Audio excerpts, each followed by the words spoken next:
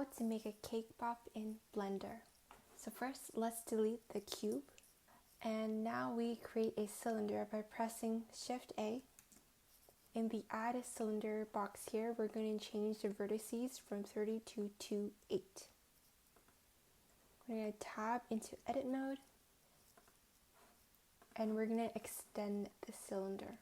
We're going to select the whole thing, and we're going to extend the cylinder. We're also going to make it thinner by pressing S, Set. Now we are going to put loop cuts.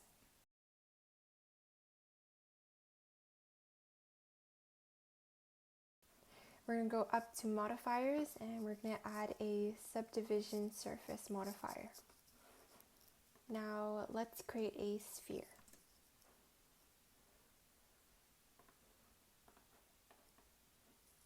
And go to Edit Mode, and let's pull that thing up.